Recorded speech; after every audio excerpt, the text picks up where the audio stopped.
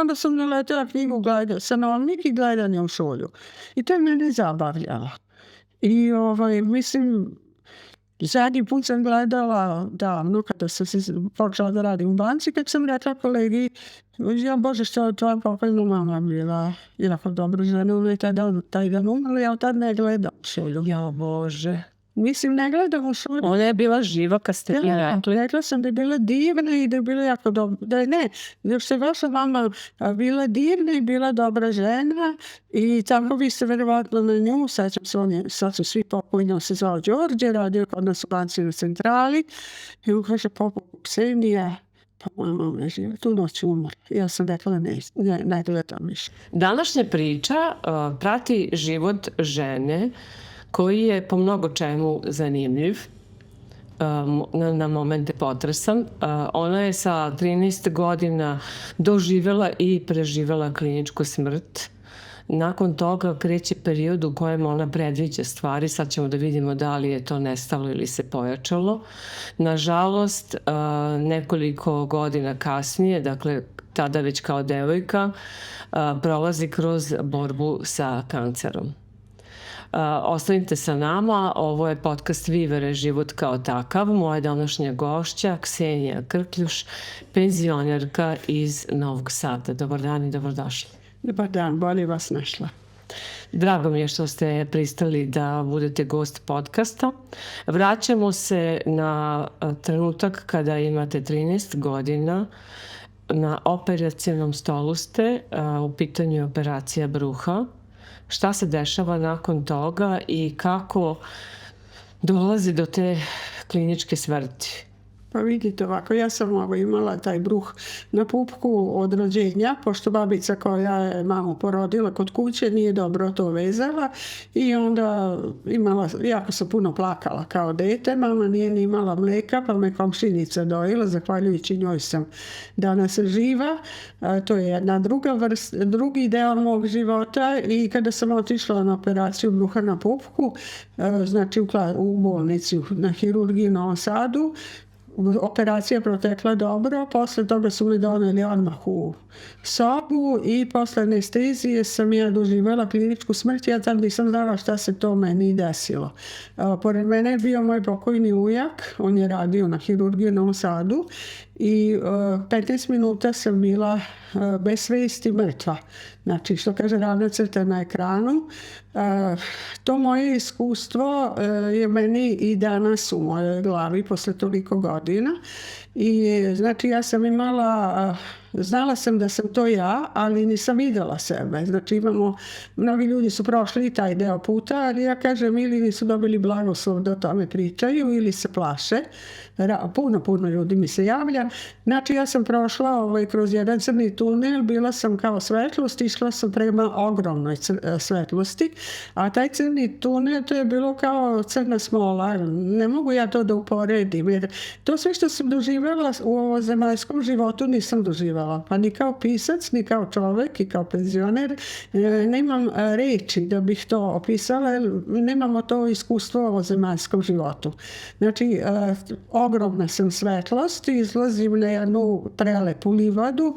Isto kada sam rekla da je to raznobojno cvijeće, što ja ne znam koje su to boje, objasnili su mi da to moje oči ovozemaljske nisu videle, pa to je nešto prelepo. Njihalo se to cvijeće na nekom vetru, a nije bilo vetra, sve je bilo svetlo, a nije bilo sunca. Ali taj osjećaj koji sam tada doživjela, ja nosim i danas. To je mir, blaženstvo, staloženost, bezuslovna ljubav i olakšanje da sam ja stigla kući. Da sam u trenutku kada ste stigli na tu livadu, vi se osjećate da se vraćate kući? Osjećam da sam došla tamo gdje treba da budem, mada ja sebe ne vidim. Znači, niti vidim sebe, niti vidim neke upokojene, jer ja sam bila tada dete, svi su bili živi. Znači, nemam tu iskustvo što drugi ljudi imaju, da su sreli neke koji su preminuli, ali taj mir, staloženost, blaženstvo, radost, spokoj, znači, ne znam da objasnim to, ali to je nešto fantastično. I ja u ovozemaljskom životu, pošto imam to iskustvo, ja vežbam da se dovedem u to stanje. Kada mi je teško, ja zamislim da sam otišla tamo, na tu livadu i jedan divan zvuk, poj, ja ne znam šta sam ja to čula, ali taj poj, to je u meni izazivalo veću radost. Znači nisam svesna gde sam, ali osjećam mir, radost, sreću, spokoj, bezuslovnu ljubav, stigo, znači olakšanje.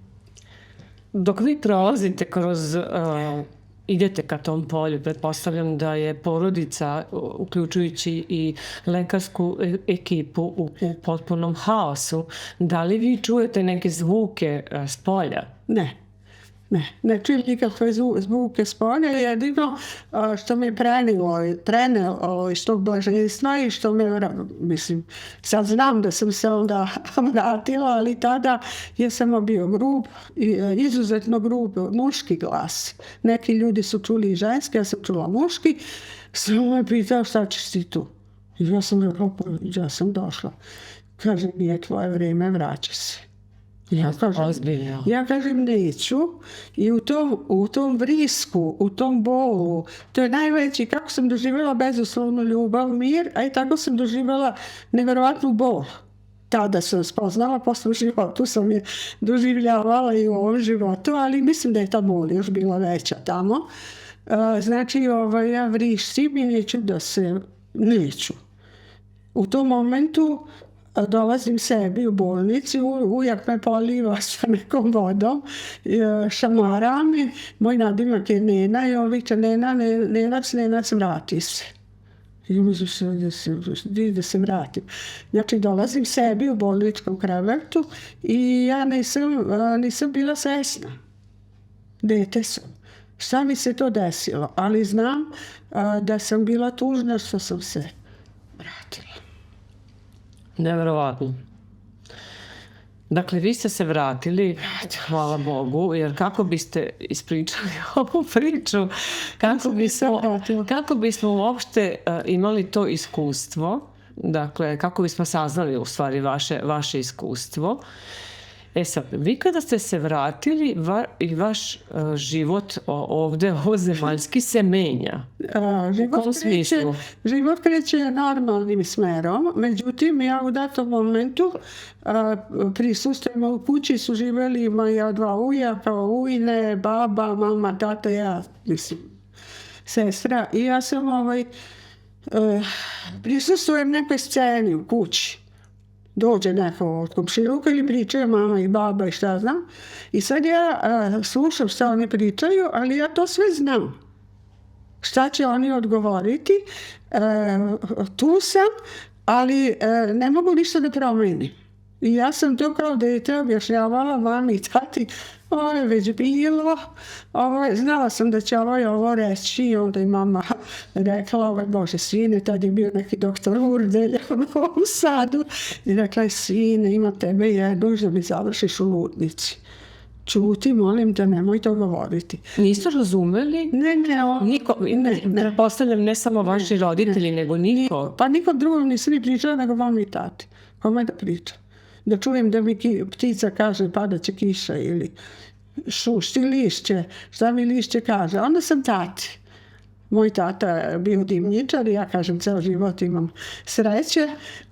Ja sam njemu to govorila, ali on je meni dao ime kada sam se rodila Paraskeva. I ja zarekao me da to ime nikome ne kažem, nisam imala pojma ko je Paraskeva, ali sećam se da sam još kao mala udarala rukama, mislim kako se ja to sećam, ne znam, i rekla sam neću se zovem kao mrtva baba. Tek kad sam čitala knjigu Ljiljane Habijanović, ja sam shvatila da je Paraskeva, u stvari Paraskeva nije Sveta Petka, ali Svetu Petku zove Paraskeva, to su dve svetice, ali u tom, mislim, meni je to bilo jako ružno i mislim, nije mi bilo lepo ime. I onda mi je rekao da ne sam nikog kasti dok ona. Zbog čega? Pa zato što je on došao u mnogo ljudnu kuću sa koferom, gde je o svemu odlučivala baba, mama i njena braća. Tako je to nekad bilo. Kada i kome ste rekli da se zovete Paraskeva? Pa 92. godine u avgustu je on umro, 92. I ja sam na moj rođendan te godine, 29. septembra, saopštila mami i suprugu i deca da se zovem Paraskeva. Ništa nisu reagovali. Nisam ni ja znala ko je ta Paraskeva. Jer život me je nosio svojim tokom, svojim putem. Znači, išla sam sa tatom sam mogla to da pričam i on je kao mladić htio da se zamonaši. I verovatno je zato on je znao koja je bila Paraskeva, ja nisam imala. Znači, mi smo u kući držali slavu, porodični ručkovi, nije se išlo u crkvu, mama me je vodila neki put za vrbicu, ali nisam volela kao dete.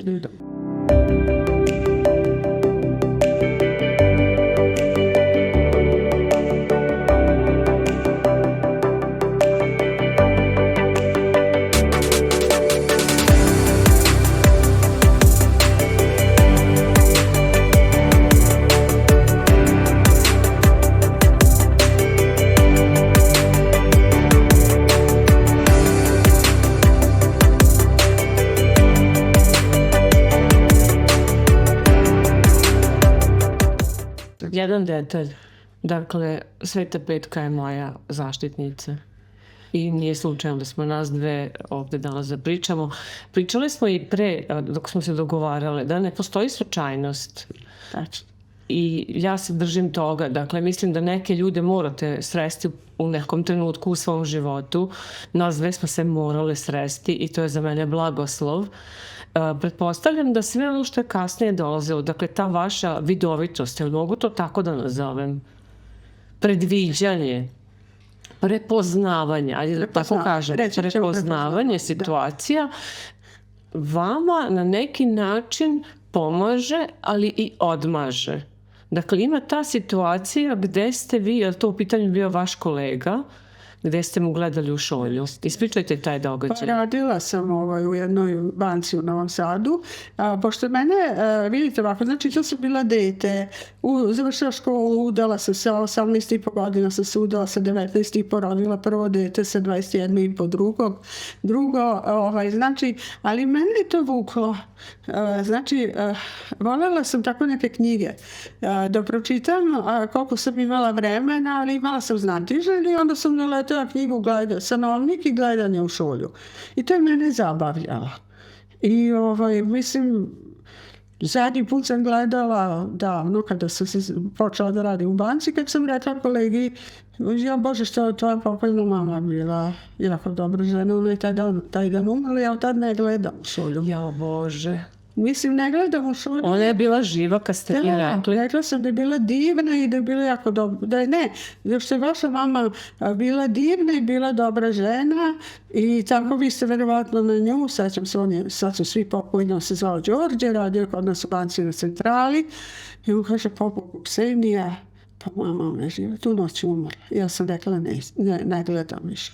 Majko moja, da li vas je prošlo, da to tako kažem, to prepoznavanje? Da, apsolutno ne želim više. Ne, da li vas je prošlo da prepoznate da imate i dalje tu tačku vidovitosti, smejete se ili se to sad vratilo? Pa, malo mi se vraća. Ali kako mi se vraća? A kad je nestalo? Pa kroz običan život.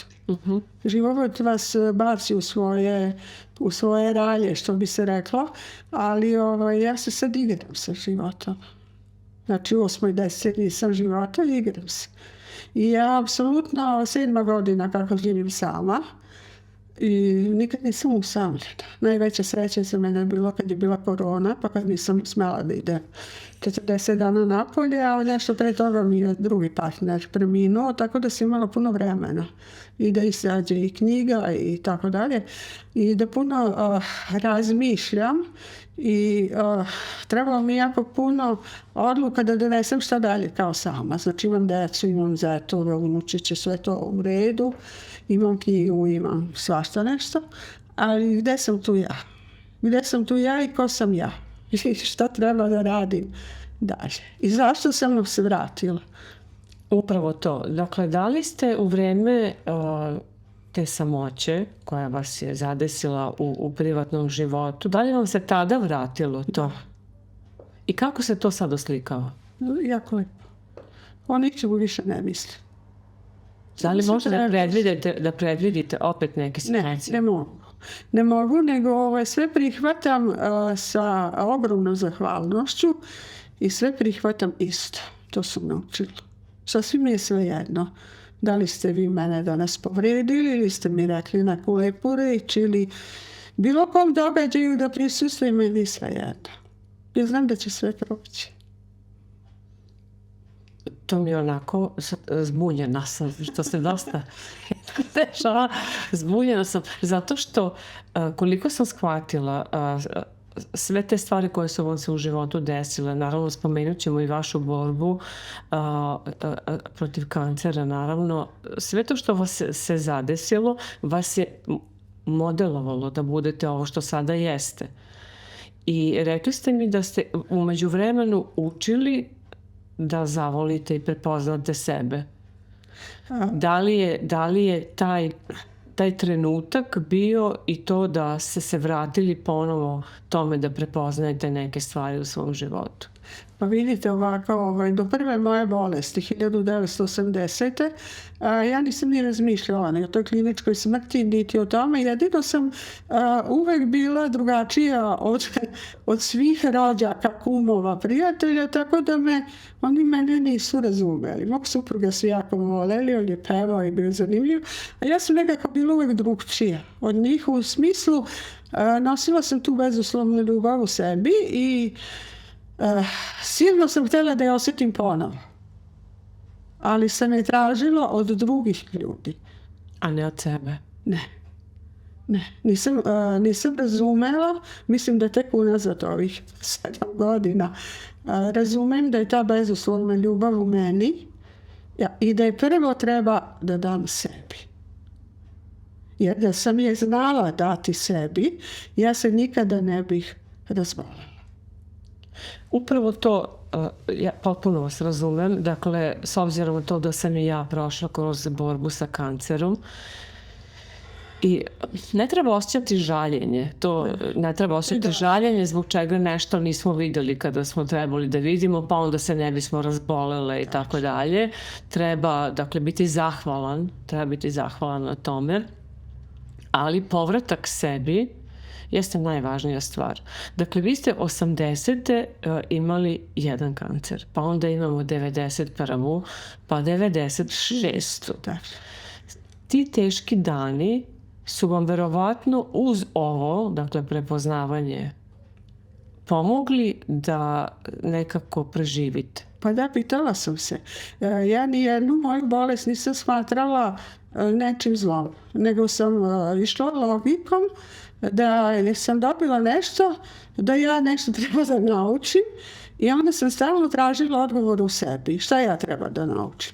Znači, kad sam se prvi put razbolila, deca su imala 7 i 5 godina i meni je bila strašna činjenica. Kažu, treba da mi ugrade plastični grlić materici i preventivno da mi izvrede jajnik i matericu ili na 2 dece. Šta će ti meni organi? Pa da mi ne trebaju, ne bi ih ni imala. Znači ja sam pila tablete za kontracepciju, pošto sam rodila 2 dece jedno za drugim. Verovatno je to bila posljedica i stresovi na posli, kuća, mala deca, suprug je bio stalno na putu, bio vikend, tata i tako dalje. Mislim, svašta vas je nosio život, ali ja sam se rukovodila, onda sam se 1980. godine setila, pa Bože, kad izvedemo mog psa napolju u dvorištu, on jede neku travu, pa se povrati neke dlake. Pa onda mora da bude još neka trava, nešto mora da bude za mene, da ja ne ozdravim i ja ću sad pitaću, Bože, jer kad nam je teško, nema veze da li verujemo u Boga ili u Allaha ili nije važno u koga, uvijek treba pitamo, pomozi mi, daj mi odgovor i to kod mene ide brzo. I dan danas dobijete odgovor. Fantastično. Možete da dobijete odgovor za nekog drugog? Nemo. Ali imam par pitanja koje ti postavljam. I da mogu, kao što sam u šoljici od kafe kad sam gledala, morala reći šta vidi, pa onda bolje da vam ne kažem da vam se ne bi sviđa. Vama će sve biti dobro. To smijem da kažem, ono što je dobro. 91. 96. Da. Ponovo turbulentno vreme. Jeste, suprug je otišao bio iznad mobilisan, na ratištu je bio i ja sam dobila 1 milion, 96. drugi. To su vrste dobroćudnih tumora dok ne pređu u metastazu. Mislim, prosto rečeno. Ali i onda sam 97. eto, na Svetu Petku čula za alternativnu medicinu. Pila sam neku aloju i neke suplemente. Pijem ih i danas, pošto mi prijaju. I smatram da svaki čovjek treba da razmišlja o prevenciji prije nego što se razboli, ali duboko se zahvaljujem za sve bolesti, za sve tuge, za sve boli koje sam prošla u ovom zemaljskom životu i vjerovatno možda me čeka još nešto, ali nosim se s tim. Nosim se s tim, a rešila sam to pre 3 godine otprilike. Nisam više znala od problema koji su me stizali šta da radim. I otišla sam na Popovicu u šumu, gdje nema nikog, zajednima autobusa, nemam kola. Ja sam jako plakala. Ne samo što sam plakala, nego sam urlala. Urlala sam na Boga. I rekla sam, do sad si mi dao i bolesti, i razočarenja kroz koje sam prolazila. I vidiš, ja sam još uvijek živa. Ima neki razlog što si me vratio. Jer klinička smrt je dar od Boga da imaš još nešto da radiš. I pošto sam se ja u tim svim problemima snašla, i još sam tu. Ajde sad. Ajde daj mi da mi bude lijepo. Da mi se svaki dan desi nešto divno. Da čujem neke lijepe vesti, da srećem neke ljude kojima ulepšavam život, da li sa knjigom, sa svojom pričom, nema veze. Da im činim život lijep time i sebi. I evo sad znam da dam sebi bezuslovnu ljubav. A šta će mi? Pa treba da je delim. I ajde baš Bože da vidiš kako ću se ja sad snaći. Jeste se snašli? Fantastično. Kada smo se dogovarali za gostovanje, napisali ste mi u poruci: Zorka, hvala vam na pozivu, ali ja sam se sad povukla iz javnog života i sada jedno vreme želim da uživam u svojim penzionerskim danima. To je bilo kasno popodne. Sutradan stiže nova poruka: Zorka, ja sam se predomislila. Znači, to je bilo toliko simpatično, toliko sam bila srećna. Zašto? Zato što smatram da je i vaš i moj zadatak, misija zbog koje smo ostale žive, i vi i ja, da podelimo našu priču i da pomognemo nekome ko možda prolazi kroz ovo i da kažemo da ima nade. Ima nade. Jel' tako? Jeste, uvijek ima nade, ali vi ste me zvali na Svetog Vasilija Ostroškog. Ja u knjizi pišem o mojim, ja ne znam da su to snoviđenje ili mi tako dođu, mislim, sad smijem to da pričam, ali da, dođu mi pa mi nešto tako kažu, pa onda ja sednem to pa zapišem, pa onda eto, izađe knjiga od toga što mi neko nešto kaže. Ja ne znam da ja čitam knjigu, da pišem, ja ne znam da pišem, ja sam samo držala olovku i to punih 20 godina, 5 knjiga. I sad kad ste vi mene zvali, ja sam bila sad klupi, volim ispred zgrade, imam golubove i volim da se osamim. I malo sam se umorila od tih putovanja i onda na ulici me ljudi presreću pa kažu dobar dan, mislim, ne znam ko je. I eto, poželjela sam da stavim tačku na to sve. I onda sam sedeći na toj klupi dobila vašu poruku, nisam pročela ni do kraja. Samo ne zovem se tako i tako, podcast, broj telefona, nisam pročela nikoj podcast. Mislim se, evo Bože, ženo, mani me se. I onda, ali ja sam, sve što kažem da neću, ja to uradim.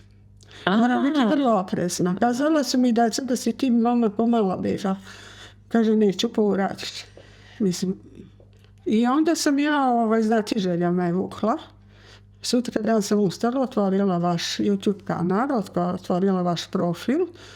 Vidjela da na YouTube kanalu imate malo pratilaca na profilu, puno prijatelja. Vidim da ste iz Novog Sada. Pa rekao, Bože, šta mi fali? Pa ajde da ja nazovem ženu. Mislim, dopale su mi se iskreno i vaše emisije i vaš profil i izgled i prosto sam, aj sad, odlučila da ipak dođe. Hvala Bogu na tome. Naravno, spomenut ćemo knjige.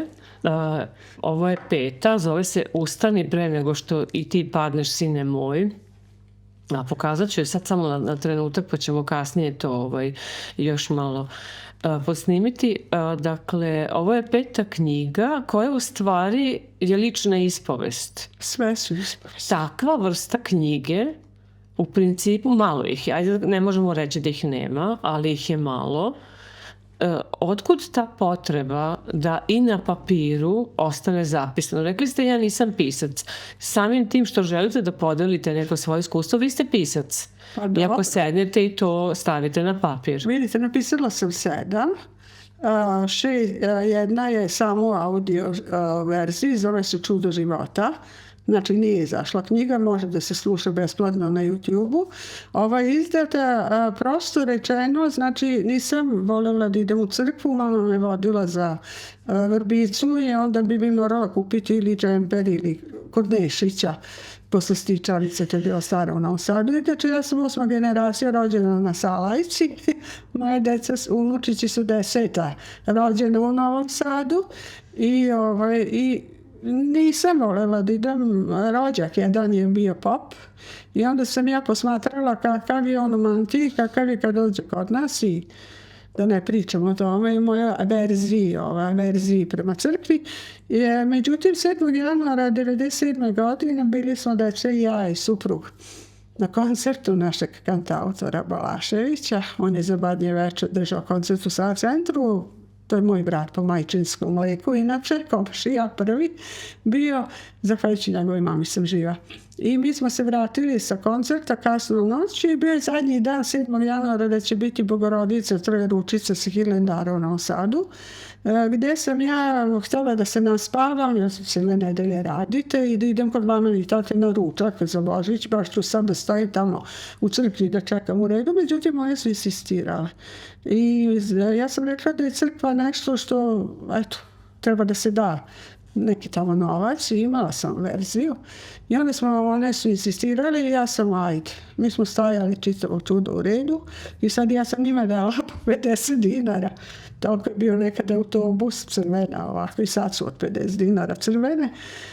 Da i one tamo stavili. Sad kad smo došli blizu, oni su nas ovako jednog po jedno u sabornoj crkvi. Mislim, to mi je tek bilo, ali dobro.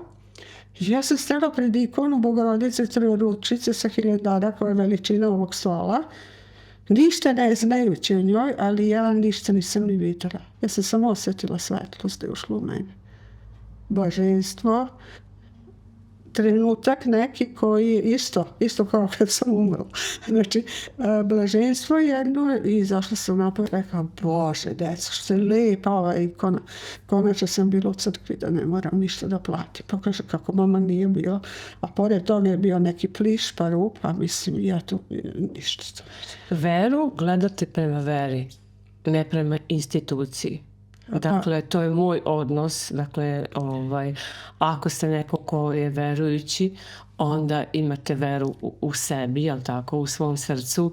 Imate veru kao samu, a ne gledate prema crkvi, prema sveštenicima i tako dalje. Pa ja volim da uđem i u katoličku crkvu. Apsolutno, zašto da ne? Ja uđem i meni jako lepo da uđem i u katoličku i bilo koju crkvu da uđem, jer svaka crkva institucija, jedno neverovatno iskustvo je bilo pre par meseci. Bila sam u crkvi na Klisi, ali ja nemam plan kad idem gde, nego to, mene nešto vodi i volim da odem u crkvu kad nema nikog.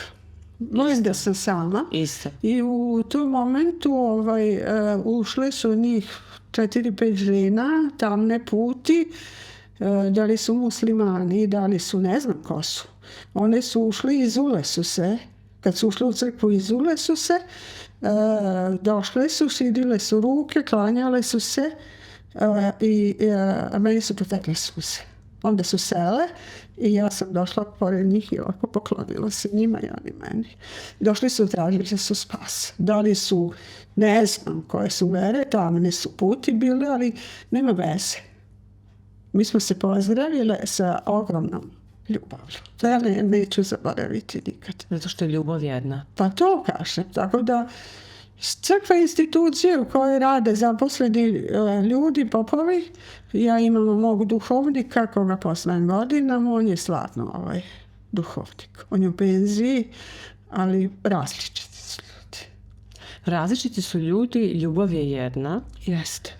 I ljubav i želja da se pomogne je spojila vas i mene. I naša su se srca prepoznala. I spojila nas je Sveta Petka, hajde da to tako kažemo. Ja kada sam se spremala i vidjela da ste dobili ime Paraskeva, rekao, Bože, znači neverovatno. Polako privodimo razgovor kraju. Da li ima nešto što biste rekli, što može da bude uteha i nada, što može da pomogne?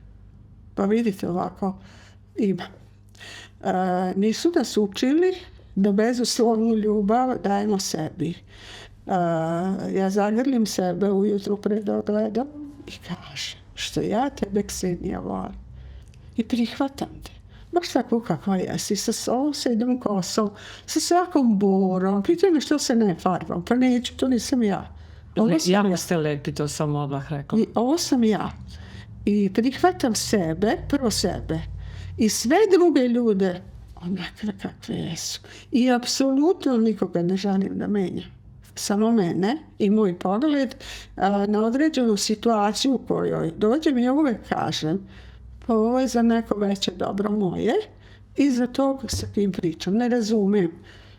Ne razumem koja je veća dobra, pokaže se. Da li se uvek pokaže? Uvek. Bez greške.